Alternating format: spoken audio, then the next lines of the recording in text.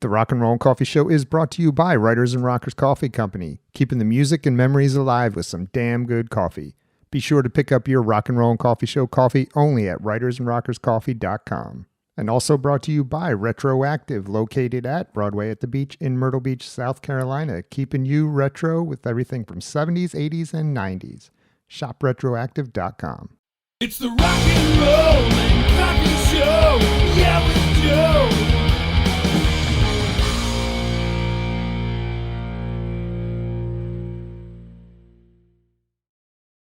You started playing at what, about age 9?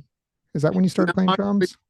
Well, And you were I actually got a toy kit when I was 4, and I kind of blew out all the heads the first day. And so basically, I mean, 4th, 5th, 6th grade, I started, doing these once a week out of class to go to the auditorium to get drum lessons. It was this thing they had when I was a kid in elementary school. And then, of course, junior high and high school, I joined the marching bands with the big hats and all that stuff. And it was interesting. I mean, I've been playing for a long, long time. I used to, back then there was no YouTube with a million people showing you how to do certain timing. Right. So like the needle on the turntable, Mm-hmm. for the young people who don't know what a turntable is.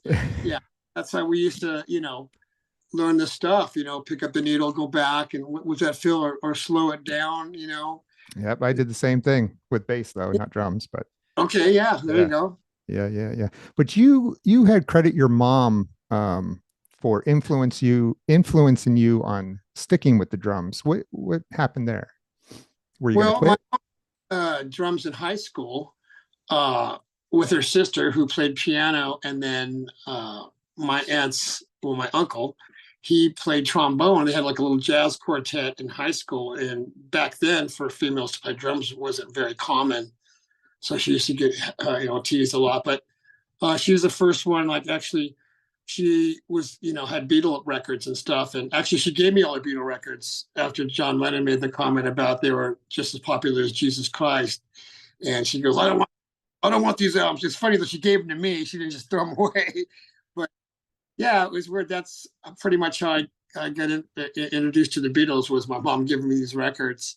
And then, of course, I went and saw that movie Help like about 58 times, like every Saturday with my neighbor, because I wanted to be just like Ringo Starr. We're just totally into the Beatles back then.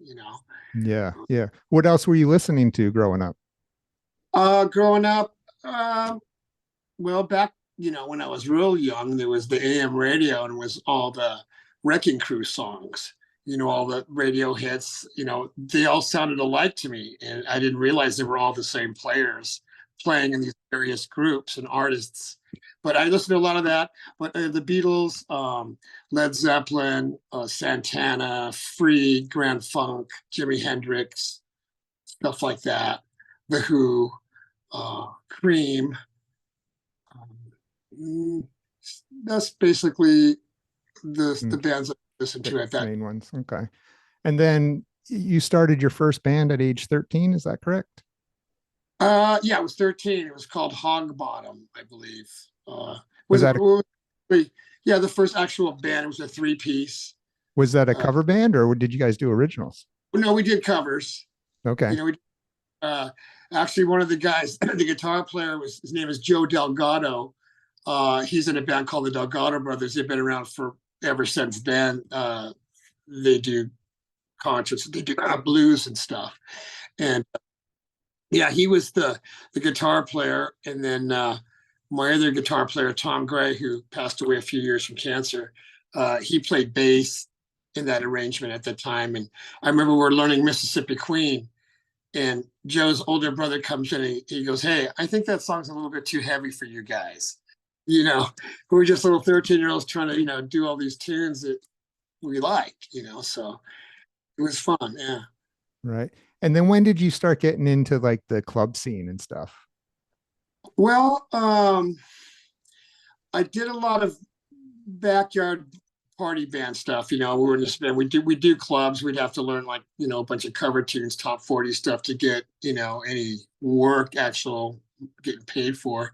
But we did a lot of backyard parties. But I'd say, I don't know, in probably my late 20s, we were doing clubs, local clubs and stuff. Not a lot though. I mean, I just really wasn't into learning a whole bunch of cover songs, and even to this day, it's like, Oh to no. do a project and stuff. It's fun, but I'm pretty consumed with what I do now. But maybe someday I'll do a side project of some sort. But yeah, the club scene was cool. I mean, you learned a lot because you had to play all these different types of bands, that you normally wouldn't buy or even listen to, and then you learn it. So it kind of broadens your spectrum of music you're listening to or working on or doing. Sure. Now, growing up in the LA area, because you were born out there and pretty much lived out there your whole life, right? Yes, I was Los tell Angeles. me about being a kid growing up in that environment, because when you were getting into like heavily into the drums and getting ready to, really try and do something with drums, that's when the scene was picking up, wasn't it? Yeah, well, when I first got in Great White, I was 30. So right. Now that's a little older than like somebody normally getting into a band, getting signed and going. Oh yeah, absolutely. I'm kind of glad that it did take that long for me, because if I would have gotten that kind of an opportunity when I was way younger, I probably would have blown it. Just not mature enough. I wouldn't have the right mindset or appreciation of what it took to get there. When something gets handed to you when you're really young, man, you got to really have a good head on your shoulders, or bad things could happen. I'm not saying. I mean, it takes a little bit of luck and a lot of hard work to be a successful band. A lot of work, and a lot of luck too, for sure. Being at the right place at the right time. Releasing, like when we did the Once Bitten Twice Shy single. My manager, he played that song in the car one time going to lunch, and he turns back and looks at us in the back seat. He goes, "You guys could really rip this song up." And I'm thinking, I hate this song. I didn't really like it to begin with, and I was a big Mott the Hoople fan and everything, but I just never liked that song. And so, we redid it, and who knew? I didn't know it was going to be selling 100,000 copies a week, and saw 3 million, albums. And the single alone went gold, which was amazing at that time, because singles, they weren't really playing at that time, And you came into the band in 84, right? With Shot in the Dark album? Yes, 84. And that was, you recorded that album, correct? Yes. I'm on every, except for that very first one, the black one. Yeah. Night on Your Knees and Street Killer. I have this one. I don't know if you didn't do this one though, right? This is like something else. That's something. What is that? Like an EP? Yeah. I've seen that. I've signed a bunch of those before. Oh, have you? Yeah. Oh, yeah. I've seen that. I have a lot of other discs like that are really rare. Yeah, or limited print, or for just for the industry. Yeah. So was Shot in the Dark, was that your first major recording session? That was my first actual LP. Actually, when I auditioned for Great White, I had known Jack. Jack was in the band with me when he was 16. We were called Centaur. And Mark Kendalll was in a band called Zizix, and we used to be rival bands playing backyards and stuff. So I just lost my train of thought why I was even going to tell you this. What would you just ask me right now? About your recording Shot in the Dark, if that was your first time recording.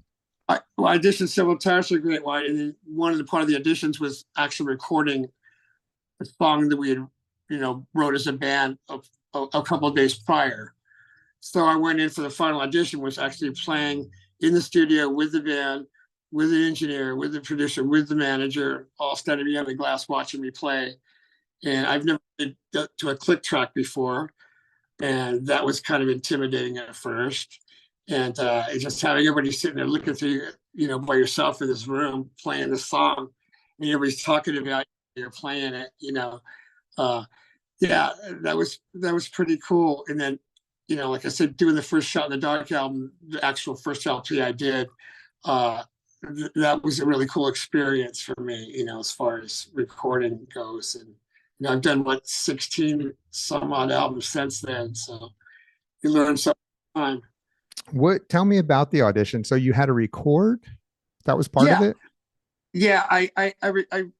I did like 4 or 5 rehearsal auditions with these guys, just working on stuff, and they kept trying other drummers out, and then they called me back to record. They wanted to see if I could actually record a song in the studio, if I can cut it, so to Yeah. speak. So we worked on a song that they wrote, and I had all my own drum parts to it and everything. And Mark came and picked me up from the rehearsal room and took me to the studio, and I set up my stuff, and we recorded the song. And it was a lot of pressure, because it was part of the audition, and Yeah. it was, but I made it, and yeah, that was quite a learning experience for sure. Under pressure, with people looking at you through the glass. Oh, that's awful. I can imagine. What do you remember what song it was? Was it the The song that you song guys play? for that audition, the demo, it never surfaced on any record. I couldn't even tell you what the name of it was. Okay. Okay. So Yeah. Shot in the Dark was their second record, Great White, right? Yes. Okay. Actual. And did they do touring off that like heavily or Yeah, actually, when we did that record, we were just playing local clubs that I had played in frequently with other bands, like the Whiskey, the Troubadour, the Country Club, just various places, Cornhuskers, Timbers. I'm just all over the place. Orange County, San Gabriel Valley. We played all these places I played in for, like 20 people, and every place we played was completely sold out. Hmm. And I went, wow, these guys are pretty popular. Yeah, yeah. And that was on a major label, wasn't it? It was on EMI. Okay. EMI. And the funny thing is, when I got in the band, we were planning on making another record, and the record company decided to drop us. They got a new president, knew everybody in there, and they knew nothing in history about the band at all. So they said, hey, look, let's just cut it right here. We don't know nothing about you. We'll just part ways. You don't know us anything. You're free to get, another record label deal. So that's what we did. And first, nobody wanted nothing to do with it. And ironically, Capitol Records signed us. Ray Tuscan, who was our guy there at the time, he came and saw us at the Coach House in San Juan Capistrano out here. And Capitol Records had already passed on signing the band. And the thing is they're the sister affiliate of EMI America. There's no Capitol Records in Europe, it's EMI America, and there's no EMI here, it's Capitol Records. So it was really weird. So he went and saw us, it was sold out, people were going crazy. And he said, I believe in my heart of hearts that you guys have something in you that's special, that's going to do something. I could, back in the day when people used to feel it in their heart, it wasn't all about the business thing. It was like what you can feel and what you can sense. And, so he went and signed a record deal with us, and we actually re-released the Shot in the Dark record, but we didn't push that. We decided to start fresh and do Once Bitten. Mm-hmm. Mm-hmm. Go ahead. I said, Shot in the Dark was already out for a little while. It didn't make sense to keep like, okay, here it is again on Capitol. Yeah. So that's what we ended up doing, the Once Bitten album first. So do you ever get feedback of why nobody was interested in the band? Like, was there a reason? Yeah, I guess the management had played a game with the record labels, like, well, this label's willing to do this for us and give us this much. How much are you willing to, they were bargaining. This is what I heard. I don't know. Mm-hmm. Bargaining with different labels and stuff, and it kind of pissed them off. So, they went with EMI, and then once we got dropped, and then they tried to reshop the band to the same record companies that kind of got, shuffled and played around with, just said thanks, but no thanks. We're not interested. We're not interested. We're not interested. I saw all the letters that were returned to us. And Yeah, and that's why I said Ray Tuscan came out and just saw us at the coach house and was very impressed and said, I'm willing to put my reputation on the line and sign you guys because I believe you have what it takes to really do something. Yeah. So Yeah. if it That's wasn't for that, interesting. we might not even be having this conversation right now. Right. Right. That's interesting because there were At so least, many yeah, bands at that time getting signed. And, you know, the bands that, in my opinion, that went on and did bigger things, they all had a unique sound to them, I think. And Great White was one of the bands that also, when you heard Jack sing, you knew it was Great White. It wasn't like the regular LA strip bands. You know what I mean? exactly. He had this quality of a voice you knew is the Yeah. band. So I'm surprised that they passed on you guys. Yeah, well, it worked out for the better, I guess. You Yeah, know. yeah. So here you are, you're on Capitol Records now. You're getting ready to go in and record Once Bitten. Yes. Um, Tell me about that process, the recording process with that. Did you have the songs already going in, or were you writing in the studio? Well, we had songs going in, but we never really had lyrics for any of the songs. So just by luck, every time I do a basic track, it just happened to be played and landing the fills in the right spot. So it wasn't clashing with the singer at all. Mhm. Uh, and that's pretty much how it was always done for the longest time. I didn't know clue what the lyrics were going to be or what the melody was going to be. So I'm just playing with the bass player and the rhythm guitars and stuff. We're just playing instrumentals. I have an idea what the verses and stuff is, but I don't know what he's going to be singing and how he's going to sing it. And, you know what I mean? So I need to be where I can play, and where I don't play is when he's singing. And Mhm. so you got to be tasteful in that respect. Uh, so yeah, all the records were like that. We're Once Bitten the same way. Um, yeah, I didn't really know what the lyrics were going to Wow. be. Wow. Yeah. Did anybody but Jack know? Or maybe he didn't even know what the lyrics were going to be. Yeah, pretty much. Yeah, I mean, the guys like Mark and Michael, the songs they wrote, I know they for sure knew in their mind what the melody was going to be like, and Yeah. they probably hummed it to me a million times before, but I was learning the song myself, so but it just always seemed to work out for us that way. Huh. Not the lyrics exactly per se, and the melody and all that. Wow. So when you're Yeah. recording this album, did you know when you're recording like Rock Me and Save Your Love, did you hear or have a feeling that these songs were going to be special? Or was it just another day at No, the office? no, I was just happy to be doing a record in another one, on Hmm. Capitol. And so, uh, yeah, it was exciting. It's such a long time ago. Sure. It's hard for all the feelings that I had then and the things that I went through. But yeah, it was really cool. I mean, especially doing rock because, uh, it was a song. It was 7 minutes and 10 seconds long, and that's really long for any. Actually, DJs used to use it to take a bathroom break so they can, get Helping them my out. come back and song will still be playing hopefully. Yeah. But yeah, I remember when the record execs from Capitol came in to hear a rough of that song, they just like lit up like the 4th of July. Like, oh my God, this song is amazing. This is gonna be big. And it was that kind of excitement that trickled all through the Capitol Records tower that helped that record get to where, it got, so uh yeah, that was pretty. I mean, I didn't have any idea that was a song they were gonna go crazy over, and well, like once when we did Once Bitten Twice Shy, I was telling all my friends like, yeah, this is our first single, but we got all these other really cool songs, for the next singles after this, like because I didn't really care for the song at the time. I had no idea it was gonna do what it did, Uh-huh. you know.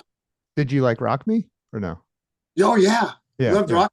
It builds, it starts with quarter notes and then eighth notes, and then it moves and it does these different fills and it comes back down. It's like a little journey, it's Such not a just, classic song. Mhm. yeah, thank you. Yeah, it's a great song. It's a fun song to play, every night for sure. Yeah. You Yeah. know. So after Once Bitten, you recorded it. Now, I s- I remember back in the day when I was young, every band I went to see, you seem to be opening up for them. Yes. Like you guys were on every show. I was like, again? Yeah, I mean television shows and stuff like that. No, like live concerts. Like every band I went to see, Great White was the opening act. Oh, okay. Yeah, well, I mean, we did have a history. I mean, the first band when I got in Great White, we toured with, that we opened for was Night Ranger. Mm. And we did Night Ranger shows, fairs and stuff like that. And when they had days off, we went and did clubs. Like I remember we did like 13, 14 shows in a row back then. I don't know if I can do that now, but Right. that was quite the experience. We definitely got very tight, playing like that every night together, you Yeah. know. And yeah, and then and went from there. We did a month with Twisted Sister, and that's the tour that we went certified gold on for the Once Bitten album. And then I remember everybody's trying to get on the big Whitesnake tour, and we got that tour, and it worked so well that they kept us on for over 6 months. That was the Usually White Snake album, right? Just White yes, Snake. Yeah, I saw yeah, that. I was there. Yeah. that tour, and somehow our management did his magic, and we got that tour, and it worked out so well with the crew and the bands and everything, and the attendance. Because we're the openers, usually people are starting to get there. It's just the opener. Mm-hmm. But it was usually about 75-80% full by the time we played. And that was like 7:30 in the evening most of the time. So we did have a help in the sales. Sure. As far as Did you see the crowds growing when your time slot was on as the tour went and as the band was building momentum? Well, I mean, like I said, it was almost full every time we opened the show on these arenas with Whitesnake. It was just a rush, just period, just to be, in 10, 15,000 seaters of, people screaming. It's a total rush. It's nothing like it. Yeah. How long were you on the road for that record? Over 8 months, I know that. Mm-hmm. I know we did 6, 7 months with Whitesnake, maybe even, no, but probably about 6 months. And Twisted Sister was that was a month, and then I think Whitesnake, Night Ranger. Well, I know we had the Shot in the Dark, but I wasn't sure if we were doing the Once Bitten at the time yet. I'm not sure, but yeah, it was a good year for sure. So they let you work that record. They didn't want to get you off the road to go record the next follow-up record real quick. Right? Yeah. Because I hear that story a lot. They pull you off the road to try and keep that success going with the next record. Right. Yeah. And it's like, you're exhausted from being on the road. It's like, man, give me a break so I can breathe. But then you never know. Sometimes it works better that way. You're just constantly going, Mm-hmm, mm-hmm. So after that tour, did you guys get a break or did you go right into Record Twice Shy? No, we probably had a break. I don't remember that far back as far as that goes. But we were pretty consistent every year doing, at least every 2 years, maybe. I'd have to look on the album dates. Yeah. So now you're recording Twice Shy, and Once Bitten Twice Shy was your biggest single, wasn't it? Yes. Okay. So this is a cover song. Now, whose idea was it to do this cover song? My manager. And was there any pushback by you guys, or you just said okay? No, saying earlier that I never really cared for the song the way I heard it. And I didn't even really understand what he was singing. The lyrics, I thought he was talking about twice shopping or something, not Once Bitten Twice Shy. It was just, there's accent. And I'm like, I never really pay attention to the lyrics. So I'm like, he's saying, people sing the wrong chorus all the time to songs. That's what I was doing with that song. And then until I found out, what the title was. And of course, the first album was Once Bitten. The second after that was Twice Shy. It made sense. And like I said, who knew it was going to sell like crazy and, just go gold just on the single by itself. It's pretty cool. Yeah. And here you are still playing that song. Yeah. Well, it's just one of the songs you have to play. I mean, every band has a song that they have to play, like Metallica has to play Enter Sandman, Yeah. It is that kind I of get it. Yeah, I get it. And a lot of bands are tired of it, but hey, it's like, if that's the the song that helped get me my house, and it's not a pain. Yeah. You know, really, that's what they want to hear. So, you know. Yeah. Yeah. Now, was it during that album you guys did the MTV Unplugged? Well, whenever we did one of the first ones, Mm-hmm. Don Henley and Damn Yankees and us. That was the first taping, I believe, the MTV Unplugged. That was Twice Shy. Okay. Remember, we played Once Bitten Twice Shy, and we played House of Broken Love, and I forgot what the other song was that we played. You did a Zeppelin cover. Zeppelin cover, yeah, and we kind of rehearsed it in the green room. I never played it before, but I heard it a million times, and I just kept looking at Michael and have him cue me when to stop and when to start again. Because it's just weird when there's like 50 people in a studio all around you, and you're playing a song you just don't really know. Oh, that's got to be a bad feeling. A lot of pressure, but the adrenaline. I mean, rush. I guess it's a little easier for a drummer, right? You just got to play a beat. You don't have to worry about hitting the wrong note.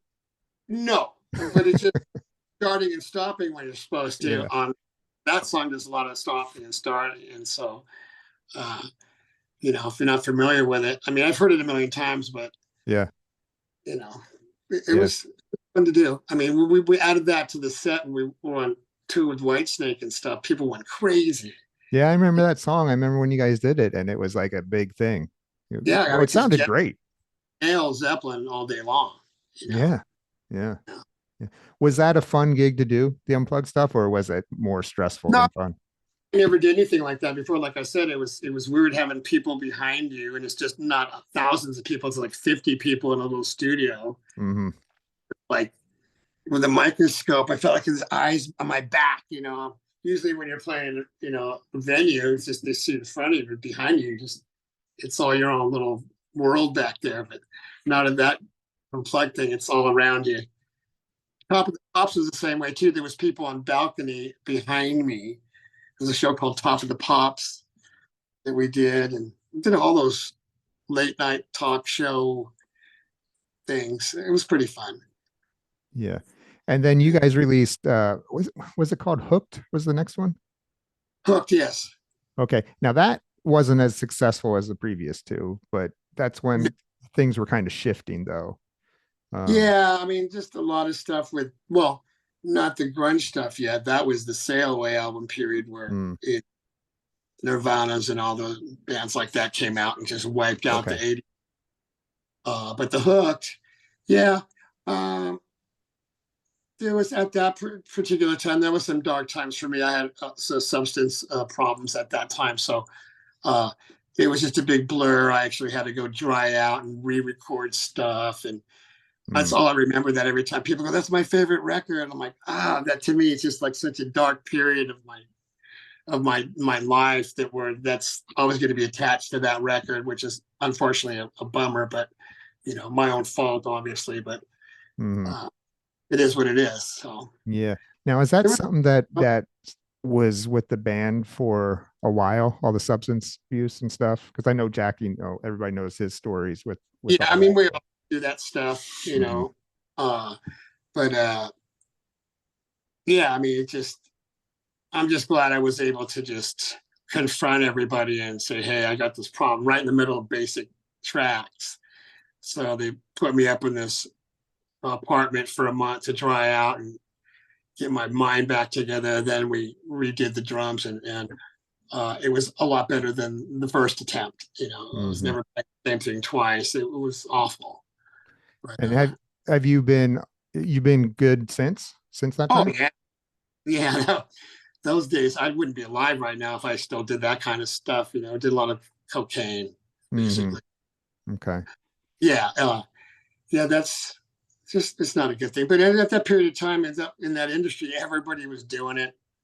That's not an excuse. I'm not making an excuse, but I just had the money to just keep buying it. And Yeah. I mean, the environment definitely didn't help. No. I just wish I never even liked that stuff back then. It would just save me so much grief and so much stress and so much money. But I'm just glad that I didn't lose my house. I'm not dead. Yeah. So, you know, And you appear pretty healthy. well, yeah, I try to do the best I can, you know. Yeah. You don't get a chance to eat well or sleep much when we go on these weekend warrior runs that we do. But it's just part of the game now, because, you know. Yeah. Do you like the weekend gigs, or would you rather be on a bus? I would love to be on a tour bus, you know. Yeah. Two at a time would be great, because then I would be always rested. That's what I hear. That's what I hear. Yeah, I mean, traveling in the airplanes, that's got to be tiring at airports and everything else. I mean, you know, we headline and we get, you know, we go on for like at 10 o'clock and we're done at 11:30, and then by the time we grab our personal gear and then get rides back to the hotel, you know, it's like 1:30 in the morning, and then we have to be in the lobby at 3:30 or 4:30 in the morning, depending on what time our flights are for the next gig. Oh, We go, you know, and I have so much adrenaline, it takes me 3 to 4 hours to get tired enough to go to sleep. So I just turn and try to get some rest, but I try to hope I sleep on the plane for what little time we fly. So we have to get the first flight out of there to go straight to sound check to the next gig. You know, and if you don't have any sleep the night before, you're you know, functioning on no sleep. yeah. Sound check, if you're lucky enough to take a nap and then grab some food, then go back to the show, and then, you know, whatever you did get to nap on, that's what you're functioning on. Sometimes I don't even get that, so it makes it kind of tough to play, you know, hour and a half when you're just no sleep at all. Yeah. You know, Yeah. you're thinking about all these songs that you know so well, but you're so tired. It's like, where are we? You know, like we're in the second. Has it affected you like that? Have you forgotten something? Oh, I've had stuff like just for seconds, like, oh, we're in the first verse or second verse, or does that feel coming? I'll just do it out of habit. And go, okay, that was right. Oh, You know, man. I myself because I'm so tired and delirious, and everybody is that way. You know, and sometimes we play better when we're tired, we're relaxed, and we're chilled. We've already done a couple shows, and you know, it's not like the bus where you have, you know, you're playing all week every week and you get really tight and polished. We never get to get polished because we go back home for a week, you know, or two. But this year we've been busy since January already, and that's really rare. We haven't even begun May, June, July, August. We really get busy.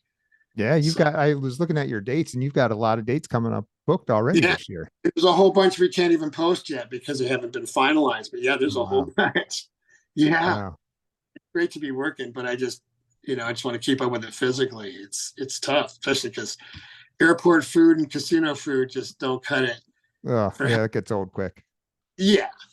But you got to try to find the healthy stuff wherever you can, but it's hard. Yeah. Do you ever have a train wreck on stage? Do you ever really screw it up? I've done a train wreck a couple of times. I remember once in Canada at the end of, actually, when I do those fills going back into the choruses out of Once Bitten Twice Shy, it's real simple. I just shorted one bar and ended up with a whole bar ahead of everybody. And it was, boop, boop, boop, boop. And I'm going, I'm looking at Mako because he's like the time guy. And he's like, dude, I go, I can't find it. And then finally, we ended at the right time. And then, you know, doing a meet and greet after the show. And he was like, yeah, that's a real good ending you did there, eh? You know, we're in Canada. And I go, oh, yeah, I know, I'm human. What am I? I'm not a machine. So you just have to say that, you know, that's not easy to do. No, like, oh, here's the sticks. Let me see you try that for an hour and a half. You know, land that just right. That's funny. Now, at what moment? Because you left Great White at one point, correct? Yes. What was the 2 times or 1 time? One time. What happened was we got Jack and I got in an argument of words, and then it became a fist fight, and then things were really weird with getting paid, and I was getting paid. I'm like, you know, I'm not going to do the next show and not get paid, you know. So they just found a couple of people to replace me, and actually Sean McNabb, the bass player at the time, felt the same way. So we just didn't go, and they got some other people to replace us. And then I got some letter from the tour manager at the time saying that, well, actually, this was after I got in the fist fight with him and then refused to go on to do the show. They say it's due to refusing to do these upcoming shows and causing Jack Russell physical body harm or whatever. You are no longer, your services are no longer required for the bands. And it just signed this, tour manager guy. It wasn't a lawyer or nothing. It was like whatever horseshit. So like whatever. And then I called our lawyer and he goes, well, I can't talk to you because the band's retained me against you. You have to find your own counsel. I'm like, okay, whatever. And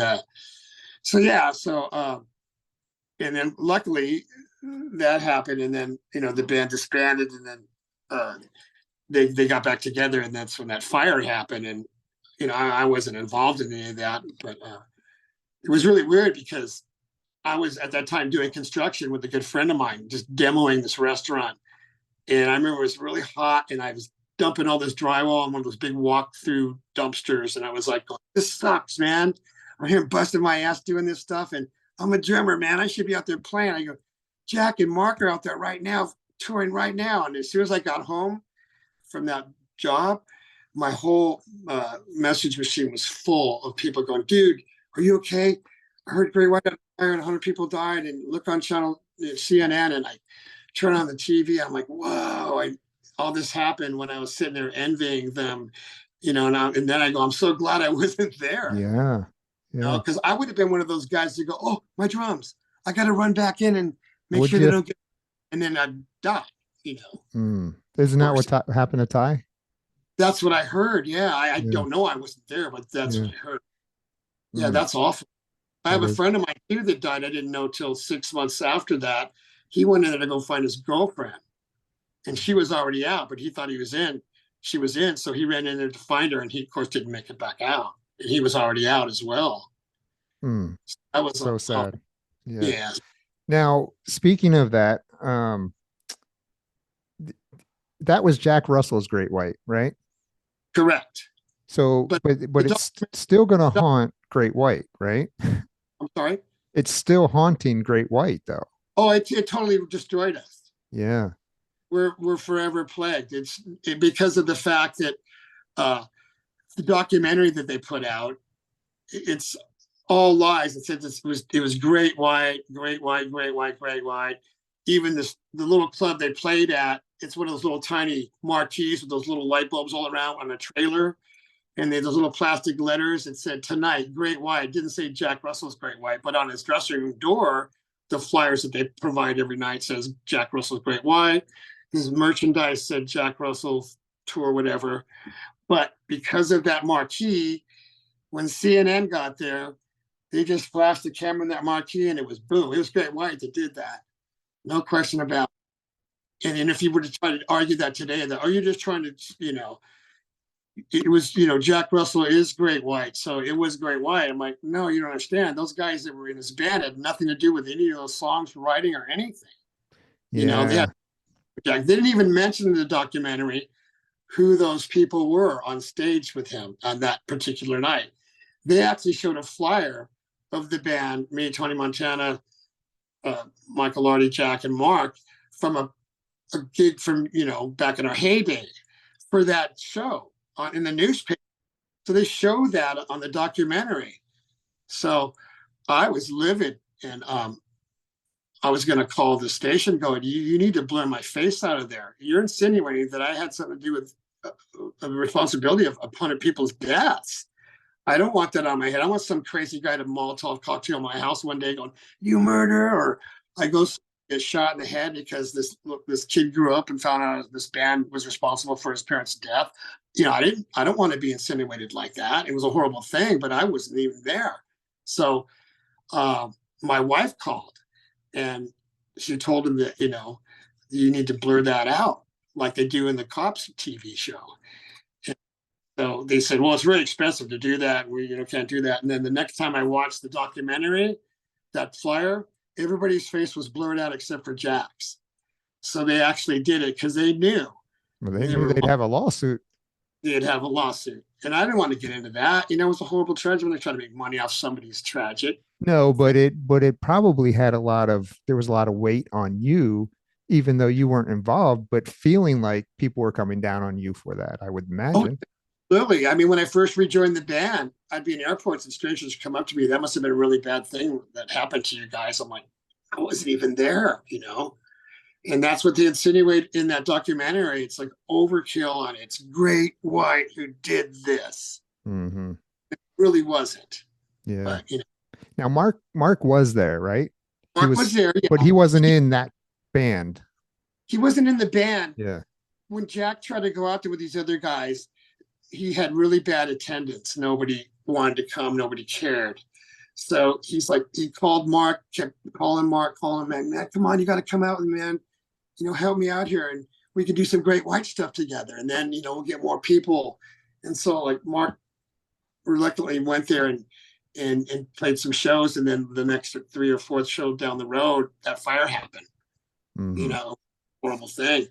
But he didn't even really want to go do that. You know, Jack just kept begging him and bugging him to, you know, come out, man, come out and help me out. And he wasn't actually even getting paid in the first few shows. He had to threaten going, if you don't pay me before I get on stage, I'm not going. I'm just going to go home. That's what it was. Only a few shows and that started happening. And then the next one was the fire. Wow. It was a horrible thing. But yeah, he wasn't in Jack's Great White band. Yeah. Was that him and Jack's last show, Mark and Jack's last show together? No, actually, I heard they tried to do a little van tour to make up whatever, and they weren't greeted well with that. People didn't want them to do that, you know, like just, I don't know the whole, I don't know the whole story. Yeah. But I heard they tried to go out and do a little thing to try to help people out financially. Of course, you can't put a price on one person's death, you know, it's a little over 100. Crazy. So after all that happened, when did you guys get back together to do Great White? I know, well, I got a call from Jack and he said he just got out of Betty Ford Center and he wanted to know if I'd be interested in doing a new record and a tour. And that's it. That was it. That was all he asked me from Mitch. And I said, I go, yeah, you know, you're sober now. And, you know, it's the band that had gone by a little while, but still, like you said, it was still fresh. But I wasn't really thinking about that. But we ended up doing a record and a tour. And that was like, 16, 17 years ago. And I'm still doing it. It was supposed to be one more record and a tour. You know, I didn't know I was going to keep, you know, through several other singers and stuff, unfortunately. But so what happened with that did Jack leave the band for the last time or did you guys move on? Well, he claims he left the band. We had to the point where we had to do 7 shows without Jack there at all, so we wouldn't get sued. Because we had, you know, contracts for all these shows to do. And we got to the point where he was like falling off the stage and it was just really bad. And you know, I'm not trying to bag on the guy. He had a problem. He deliberately set out to sabotage anybody. You know, it just happens when you have addictions and stuff. But he times he would just refuse to go on the next flight, or he would like get sent to the hospital because he needed something, because he was hurting or something. I don't know. So we ended up having to do one show without him, and our manager was like, most of those were all fairs. So it was like, you know, people pay to go in the fair and, hey, Great White happens to be playing here. So it wasn't so much like I'm paying to go specifically see Great White. So we kind of got away with it, so to speak. Our management would say, hey, you know, I got to let you know the band's there. They're going to do sound check. They're ready to go, but Jack can't make it there. The doctor says he can't be there. He's ill, but yeah, we'll still be able to handle the show. And the promoter will go, yeah, okay, go for it. So we do 2 songs, and after the second song, Michael would go, hey, you probably, you know, notices Jack's not here, you know, but he can't make it. He's ill, and he didn't want to disappoint. He said for us to just go ahead and rock you guys. And so each, you know, Mark, Scotty, and Michael took turns doing lead vocals for the songs. Oh, geez. I was going to ask who was singing. Okay. All 3 of them took turns, ones that they can pretty much handle it. And we, you know, got pretty good at it, but we didn't like it. It was a lot of pressure and felt really weird, you know. You didn't want to attempt one? No, Peter Criss style? no, I couldn't do it. Only time I ever sang was some backups that I did with Jack when he was 16 years old. His parents paid for a demo of 3 songs. It was a Foreigner song, Double Vision. I sang some falsetto thing and just happened to work out with the bass player, but I never sang again. Yeah, just played. The rest of the guys can sing well, so they can harmonize, and they don't need me. Yeah. When did Tony leave the band? So he wasn't in the band at this point. No, he left after Hooked, I believe. I Okay. think he really wanted to start playing guitar again. He was just tired of playing bass. Mhm. He was a guitar player originally, you know, and that's his first love. And then when he had an opportunity, because he taught bass in a music store, when he found out, because I could play the bass, so he auditioned, and it worked out for like 5 years with him. But I Mhm. think he's tired of, just playing the bass. He just like loved playing guitars, Sure. Yeah, he's playing guitar with Jack now, right? Yeah, yeah. That's interesting. Strange, yeah. So, okay, so now that Jack's gone, I mean, what was your first thought? What were you guys going to do? Well, yeah. I mean, what happened was we can't get rid of the lead singer. He's the recognizable Yeah. sound of the whole band. You know what I mean? And so, like, nobody's going to buy that. But after about a year and a half, we're like, him like not wanting to go, or are we going to do the show or not do the show? Or is he back in the hospital? Is he this, is that? And just after a while, it's like, it shouldn't, we all have mortgages to pay. We can't just like, whatever, dude, we'll wait, so we just said, we got to do something, man. So we just said, hey, we're going to get somebody else, man. We can't, it's just a business. It's not about the friend thing. We need somebody we can count on and rely on to do the show and entertain and make people feel like they're getting their money's worth. Right. Was that a hard decision? Oh yeah. Well, I mean, think about it. I mean, the Oh. main tone of your band, the guy's voice is like everybody knows it's Jack Russell. Yeah. Yeah, it was hard to do, but we're like, hey, we're never going to be guaranteed doing all these shows. It's hit or miss. And whenever Jack's going to be okay to do a show, we're going to go. And there'll be times I'm all ready to go, and then my manager go, oh, no shows this weekend. I'm like, what? He goes, yeah, Jack's back in the hospital. I'm like, shit. So it was like that all the time, and it was really hard to rely on that. And it was really a lot of anxiety and stress every weekend. Like, are we going to do it? Or are we not going to do it? Are we going to get here? Or are we going to make it to the plane? We're on stage now. Oh, we're going to do the show. Oh, that's how it got. So, yeah. And then we had Terry, I guess, Terry Ilous. Yeah, I've had Terry on the show. Great guy. Yeah, great guy. Great voice too. He's awesome. But yeah, we had Terry, I think, for 8 years, I think.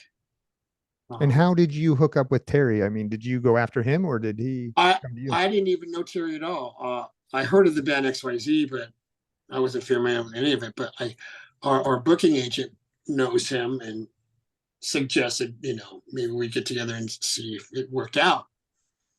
And at this point, it was like, the guy's standing up, he's not going to fall off the stage, and he's, it's like, yes, he doesn't sound anything like Jack. He's night and day. Yeah, it's totally different.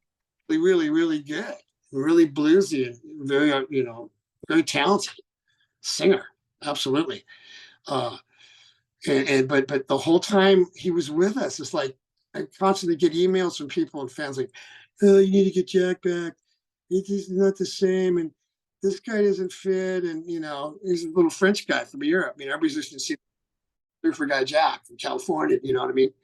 And every time we'd play, I'd see people in the front row like all kind of like puzzled looking and like not knowing how to feel. It was like really weird. And this went on and on and on. I'm like, it's so weird. Why doesn't anybody like us? This guy can sing awesome, And plus we had 2 records with him, new music and everything.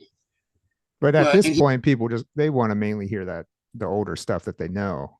Yeah, and that's the way that it is to this day. We get to be nostalgic. People want to relive memories of their youth and what was happening in the marriage, their sexual encounters, or whatever happened in their life songs. You helped me not kill myself. I hear people, I was going to, it's really amazing some of the things people tell you about what your music does to them or help them do. Yeah. Yeah. So you do 2 records with Terry, and then did you guys dismiss him or did he leave? Well, we kind of dismissed him. It was just a personality thing. I mean, the guy to me is a great artist. There's nothing I can say bad about the guy. His voice, his singing, is talented, great guy, professional on stage. The guy, even when he's deathly sick with a fever, he'll go out there and just kick ass, even put more into it than when he's not sick. He's just that kind of guy. But yeah, just off the music, I don't know how to. It just wasn't gelling. Just wasn't gelling. It got to a point where we just didn't want to deal anymore, and there was nothing to do with his talent whatsoever. Just didn't work out. But then you went from Terry to Malloy, right? Mitch Malloy? Well, we had Jani Lane for a little while. That's right. You did. How long was he with you guys? He did quite a few dates with us, including Europe. And it was a trip because I was never a big fan. And then I never really, I don't know, I had any respect for him. I didn't know Jani Lane at all. But then after he worked with us, I gained this whole new respect for the guy. He's very talented, very creative. Talented. Mm-hmm. And he learned verbatim every nuance that Jack sang in his own way, just hitting, just like the record, not trying to stray from it. And of course, his girlfriend at the time was a huge fan, so she drilled him on it. No, that's not the part. No, do it like that part, So he was really perfected on it. So, and then in the middle of our set, we let him go by himself with his acoustic guitar and do a medley of all of the Warrant hits. Great. So it was like you see how 2 bands at once, kind of like the people in Europe, not too big in that, but in America, they dug it. Is there clips out there with him singing with you guys? Yeah, there's one in Europe in this big, giant, ancient bullfighting arena. It's huge, and it was packed with people. They had one of their guys, I can't even remember what country. Was it Portugal? I think it was Portugal. Yeah, just look up Great White, I Can't Shake It, live in Portugal. I think that's what live in Portugal, Great White, Can't Shake It. It's the one song that I know for sure is, I think there's a whole show, but there's one particular video of that. It looks really cool. The guy's way back there up in the nosebleed. He has this big zoom lens so he looks like he's really close. Oh, wow. And then halfway through the show, he pulls back and you see this huge place of people. It was really cool. Wow, I'm going to have to look that up because I don't think I've ever heard him sing with you guys. Yeah, actually he did pretty well. And he had one more show to do this, and then he died. Oh no. And Terry came and did it was New Year's Eve up in Michigan, way up near Canada somewhere. But not Michigan, somewhere up near Canada, Minneapolis. I don't know. But so then we got Terry for 8 years. And then, the Mitch Malloy thing was kind of a surprise to me. I remember seeing him. I remember seeing this long hair with big, giant white teeth from a distance. In one of the Monsters of Rock cruises that we were on. I guess he was there. I didn't know he was a solo guy, had Mitch Malloy or whatever thing going. But it's funny because he would play Once Bitten Twice Shy, and Terry invites him on stage to do the choruses with us. And then the next thing I knew, he's our singer. They don't even consult with you on this? Well, no. But I guess Michael had arranged to where he had Mitch sing 3 or 4 of the Great White songs in our set in the studio. Mm-hmm. He set up somebody. Mitch had a studio at his house, and it sounded great. I'm going, yeah, cool. I'm thinking, yeah, this sounds awesome. You know what I mean? This guy could totally handle it. He's blonde. He looks like, American dude. Should be fine. And then, he came to rehearse with us in person. And Scotty, I went, oh shit. Oh no. I just got, it's not like I thought. It didn't sound nothing like the studio. Of course, in the studio, you can make everything perfect. Sure. You have to try that hard. Well, it worked out for a while. Totally different worlds. Just, he was cool to me and stuff, but we just didn't fit well at all. The just clash central. You know what I mean? Yeah. It was no chemistry at all. Yeah. Yeah. So at this point, you're on your third singer after Jack. Yeah. So what's going through your head now? I mean, because at a point it's going to be like, okay, forget about it. It gets ridiculous that nobody respects you anymore, and you just don't be taken serious anymore. Yeah, it sucks. It sucks. I mean, I don't, it's done. It's done. I would have loved it if it was Jack stayed his shit together to where we just kept going, but that's not. And it's done. It's done. Terry done. Mitch is definitely done. And then we got Andrew Freeman from Last in Line, and he's a monster singer too. But that was real brief. Very, very brief. Yeah. Only because of tour clashing. We would have kept him the whole time, but he wanted to do this. They had an album he's invested in. He's part owner of the band, and they just did this record, and they have dates. Like, well, we can't let you do your dates and wait around, and then we do our dates with you. It's like, we want to do our own dates when we have our dates, and you're going to do your dates when you have your dates. So that ended like that. Mm-hmm. And now you've got Brett in the band, young kid. Yeah, young kid. Friend of mine manages his other band that he's been in for 5 years. He started as a kid. He's still a kid. Yeah. And he goes, singer Brett can totally handle this stuff. I go, oh, let's give it a try. What do we got to lose at this point? And he fits really well. I mean, the kid's young. He's got a huge range. And when you're that age, you can hit all those notes, no problem, for many, many years or forever if you take care of yourself. Yeah. So it's working fine. He's totally pleasing the crowd. Put it that way. When, like you said, they want to come and they want to reminisce and get nostalgic about, where they're at in their lives when those songs were out. And he's as close as the singer we've gotten, just can emulate the Jack sound as much as possible.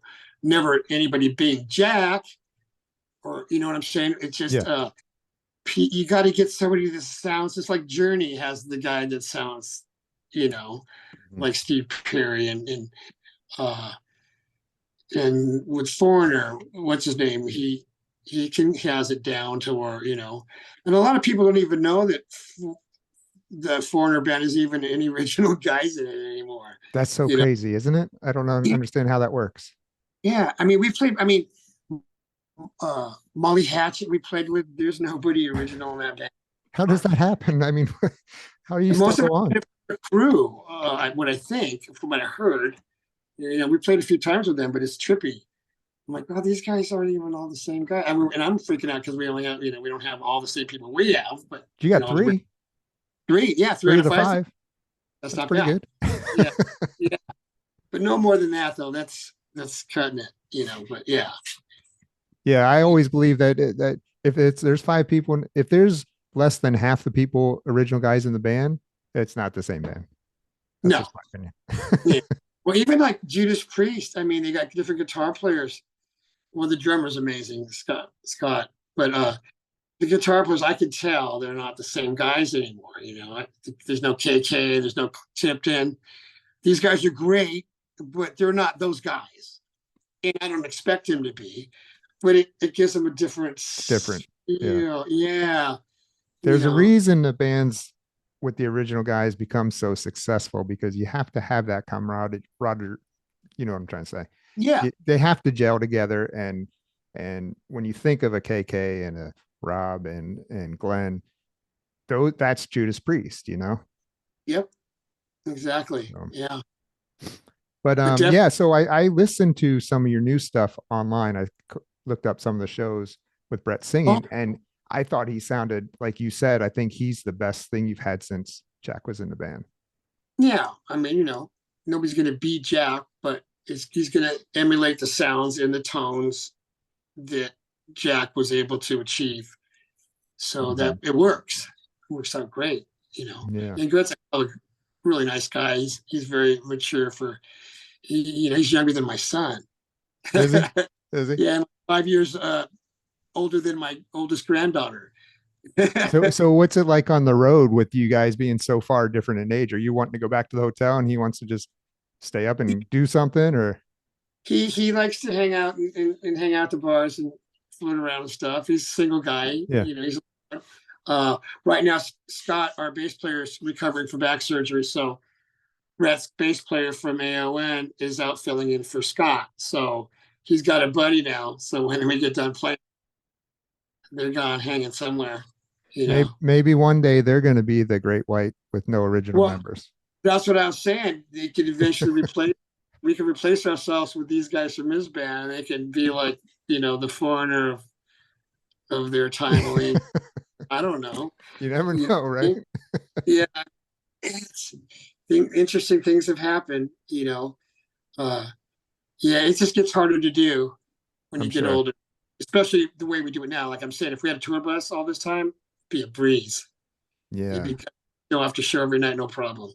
Just got to get, at least get in the bed right away, not just, lay around for hours. I mean, I can at least on the bus watch a movie, get sleepy, then go lay down and crash out. Wake up at the hotel, so. So are you haven't recorded any studio stuff with Brett, have you? Not yet. No, we were planning to get together a month ago when we had some time off, and then Mark got ill. I think he had the flu or COVID or something. None of us wanted to get together at that point, so we're going to postpone it. We're going to get together. We all have ideas to put out there and see what we come up with. When's the last time you guys wrote original stuff? The last time was when we did the Full Circle album with Terry. Okay. Yeah. Yeah, I mean, we can like get our ideas and send it to each other's studio and lay down the track and send it back. But I told these guys, I want to be all together, real live people. Because I believe, I mean, you can still make it sound great, but there's something missing of the people together.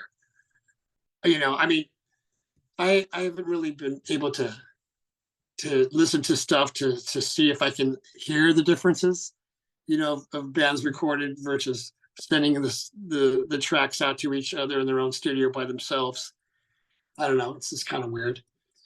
I don't know. Maybe I'm just old fashioned, but I just believe being in the room playing it live together is the best way to do things. Do you have a studio at your house? A little small, bare bones, old Pro Tools. We barely know how to run it, but Michael knows how to do stuff. I have everything all hooked up. I have one room with the drums in it, with the snake going through the wall, and the Pro Tools are on the other side. Got cameras on each room so you can see each other. Headphone amps, all that stuff. It's all mic'd up, ready to go. So we could just start doing live demos right off the bat. They come over. Yeah, there's definitely pros and cons to both ways, I think. I've recorded both ways. No possible way to do anything. Like a lot of people learned that during COVID. They started putting music jams out all day long. It was kind of cool. You couldn't physically all get together. So people got really good at it. And so. Do you think, let me ask you this. I'm not going to ask you if you're going to get a reunion with Jack. I'm not going to ask you that because I pretty much know that answer. But would you record a studio song with Jack again? Oh, we wouldn't have to see each other, would we? No, maybe not, right? No, we wouldn't, because every album we ever did, I was never really there when he did his vocal tracks. When I was done with my drums, I was gone. I didn't hang around through the whole periods of everybody's. It's like long days. I'd get really bored. So I just, I would split. So Actually, I did hang for the last records, the Full Circle and the ones with Terry, the other ones we did, the Elation record. I was just more into it at that time. Back in the day, in our heyday, I'm done with my tracks. I'm going to go party. So that was gone. But yeah, I don't know. I mean, I'm just asking as a fan. I don't know. I mean, I know it's different with you guys, Yeah. and what goes on. I don't know. But as a fan, I would love to hear something with all those guys again, and that's why I was asking. Yeah, I don't know. I don't know. I don't know what the other guys would do, but I know they don't want to do anything live with Sure. him. Understandable. But you could do something like that in a studio. You wouldn't have to see each other. Music could all be done. He'd come in by himself and sing the track, and then boom, there'd be a song. But I don't know what good that would do for anybody. I mean, diehard fans would dig it, I'm sure. Yeah, I mean, I think it'd be basically for your fans. Yeah. Kind of thing, and fun. You guys might have fun. Yeah. Well, I definitely want to get in the studio with Brett though, because he's got a lot of fire, a lot of energy, and a lot of good ideas too. So yeah. I'd be interested in checking that out, because it's going to be him, not trying to sound like Jack. Mm-hmm. So it might be a little different sounding. You know what I mean? We're not going to be every song you sing. You got to try to sound like if Jack would sing it. You know what I mean? That's not going to. He's got to. No, I think it would be different because if you listen to All or Nothing stuff, his voice sounds different than what I heard live. Yeah, that's true. I mean, maybe because he's singing Great White stuff, he's doing more of the Great White thing, and on his stuff, he's doing his own thing. But true. But cool. Okay, well, tell me about, you've got some coffee as well, right? Yeah, I do. I don't have it. I sold all my bags, so here's the label. Uh-oh. Oh, it disappeared. You get eaten by a shark? Two things at once. That's weird. Anyway, yes, that's really weird. I can't hold things up. But yeah, that's the label. I just ordered some more. I ordered like another 35 pounds. It's not a lot, but yeah. I had, the band had 3 kinds of coffee, titled, it was Face of Day Special Blend, Rock Me Roast, and Big Time Brew.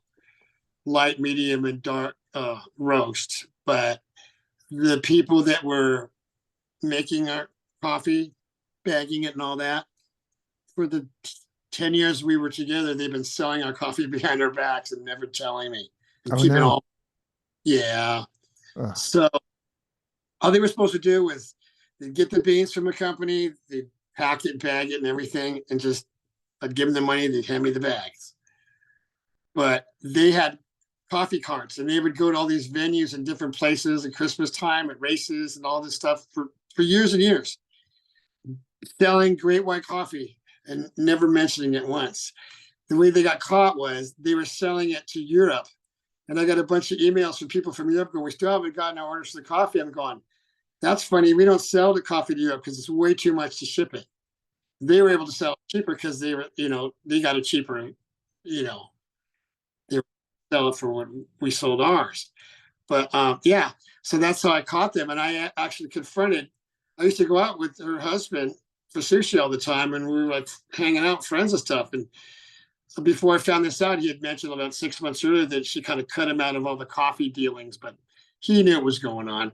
But I go, what the hell are you selling our coffee behind her back and not telling me and not giving me any money? I go, you have no right to do that. You're not licensed to sell our coffee. She goes, I've never not fulfilled an order. Totally admitting that she was selling our coffee. Just didn't give you any money or let you know. You guys are freaking dead to me. Don't ever come around me. Don't ever sell coffee again. I'm going to let everybody know you're thieves. She goes, well, write you a check. I go, I don't want your freaking money. Just fuck off. I don't want nothing to do with you. I don't want it. So it didn't really sell a lot because it cost a lot to ship it per bag. Just like a novelty item, it was good coffee. I decided on my website to sell my own coffee, and I donate a few bucks on it to different like Humane Society and PETA and all these different places, and a lot of basic like shelters, like not just big organizations, but smaller places like that people that have bring their cats and dogs to Petco and stuff. Because I love animals. I love cats, especially I have two cats. We had two that just passed away 6 months apart from cancers. Oh no. We got two little kitties. They're almost 10 months old. They're giant now. Just regular little cats. Yeah. But they're totally opposite the last two cats we had. But yeah, so I just sell this coffee. It's I'm not really a huge coffee drinker, but I will have coffee with breakfast, when I go out.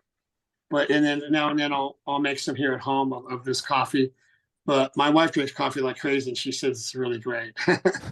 Why did you want to do a coffee? I don't know. Just something to sell. Just stuff. I mean, I have my own little website because I handle all the band's website stuff, the ordering, designing, all that stuff. And I go, well, I see the money that the band generates. I'm like, well, I could have my own website, get a little piece, because I'm not the band, but I can make a few bucks here and there. So I need to have some interesting things. So I go, well, people drink coffee, so I'll sell coffee, and I have T-shirts and stickers and little things like signed drum heads, drum sticks, stuff like that. Just a little side gig, not a whole lot of stuff, but just to keep people involved and keep in touch with different fans and stuff. Right, and that's at Desbroland.com is your yeah, website. that's right. Yeah. So people can go there, they can get the coffee, they can get the signed drum heads, the shirts, all that. Sticks, everything like that. Yeah. Some cool stuff. We also the band, like I said, behind me, I have a sample of one of our newest jerky flavors. We sell beef jerky. It's a weird thing to sell. I know, it's like, why is Great White selling beef jerky? Yeah, I'm interested. I'm intrigued on that. Why you okay. Well, the thing a while back when Jack tried to sue us for the ownership of Great White, the name of the band, we spent lots of money in federal court fighting to defend it, and we actually won the case. We own the name. So after we won the name, I talked to our attorney several times and said, well, what do you do with the name? You own the name, sell something, make something, do something. You spend all that money, you're just not in the band, but you can name whatever you want. Great White, it's yours. So I go, okay. So I started out with doing the beer. We did beer for a while. We had it was Once Bitten IPA and Twice Shy Blonde Ale. And they sold 4-packs. I had it in a few bars and a few markets. Of course, it was really hard. You couldn't really ship it anywhere. You couldn't really sell it online. But my whole dream was to, every place we played, to have Great White beer on tap at the venue. But I learned a lot of licensing, a lot of money. It wouldn't even be worth it to try, even if I could break even. But most venues go, why would we want to sell your beer? We're making plenty of money on our own bar. Why? It would have to be negotiated at the time of the band's hiring, and that's a lot of extra work for the agent to deal with, and a lot of red tape. And so we did that for a while, and the company decided they no longer wanted to make the beer for us, so that parted ways. And then they did the coffee, and like I said, that's expensive to ship. And then I didn't know I was getting ripped off for a decade. I'm sure not tons and thousands of dollars, but enough, and I would think over 10 years, I'm sure. That's a long time. But anyways, the jerky. So I'm really good friends with the guy who makes our does our merchandising, all our T-shirts and stuff. We've been doing business for many, many years now. And every time he knows everybody, because everybody has their shirts made there. Every business you can think of, he knows somebody in the car industry, in the construction, and this and that, concrete, whatever, food, bars, everything. So he goes, hey, this guy managed, he used the Alien Jerky on the way to Las Vegas. There's this big giant building. It looks like a spaceship. It's got all these aliens and weird spacey stuff. And they sell this Alien Jerky there. It's like a tourist trap on the way back and forth to Las Vegas off the freeway. And this company made the beef jerky for this alien jerky, but they sold the company and moved out here near Redlands, California. Anyways, they had shirts made. They're called Carnivore Candy, and their logo was a dinosaur, T-Rex. And he goes, these people that make this jerky are big fans of Great White. And he should be totally into making a jerky for the band. I go, oh, all right, I can make some jerky for the band. I like beef jerky. And what makes it really cool is it's not like the kind you hang and dry. It's like shoe leather, no flavor. This stuff's made really fresh, and it's got to last for a year. But like this is the newest one. I can't show you everything, but anyways, it looks just like the backdrop. It's called Big Time Western. It's actually a traditional Western jerky, but I changed the names, the titles to half of our name of the songs and then the jerky itself.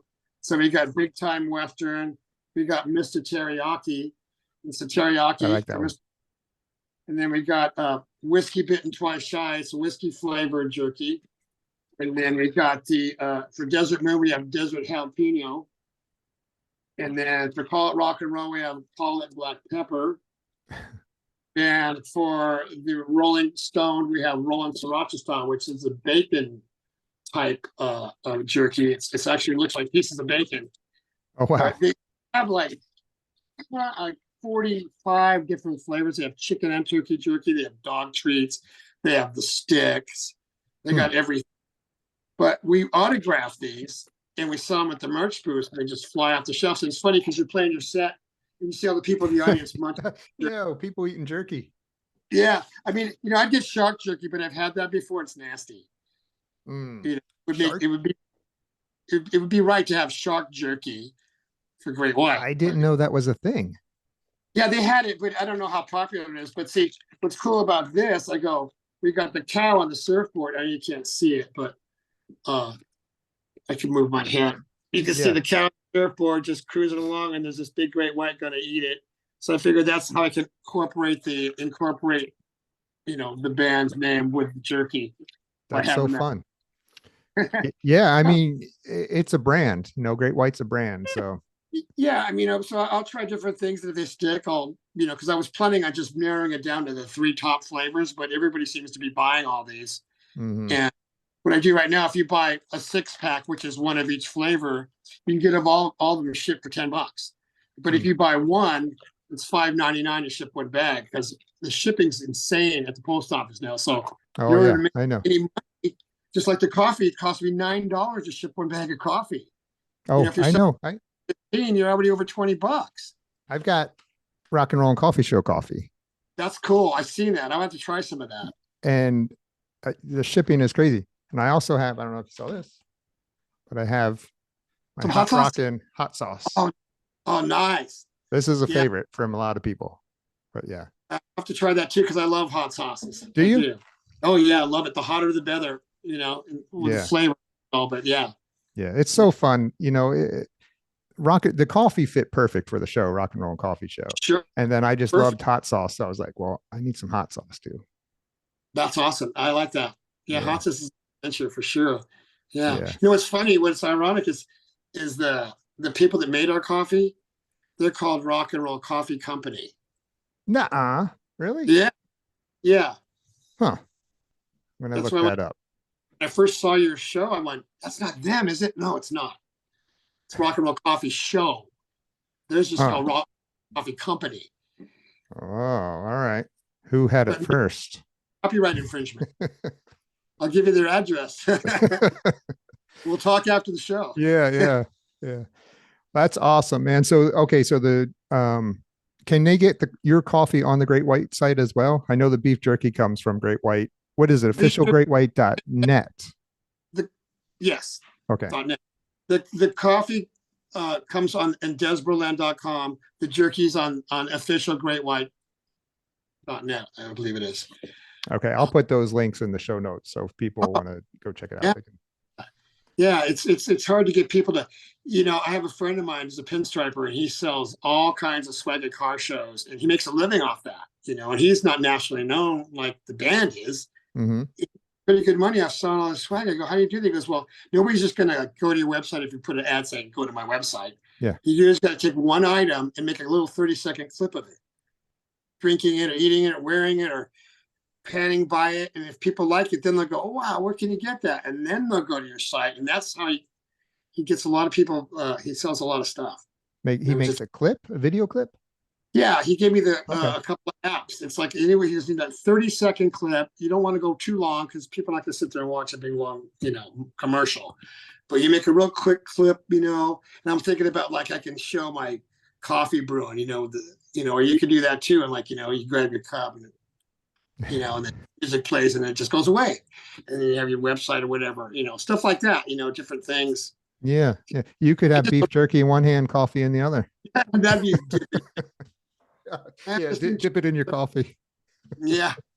But yeah, I mean, I'll just try different things. It's fun to do. But like I said, if you find something that sticks, I'll, promote that and just go heavy with that. I mean, I have a company that would like to do wine, but a lot of people have wine, but I don't know how, shipping that might be kind of hard. And that would cost a lot of money to ship a bottle of wine too, I'm sure. Oh man. Yeah, I bet.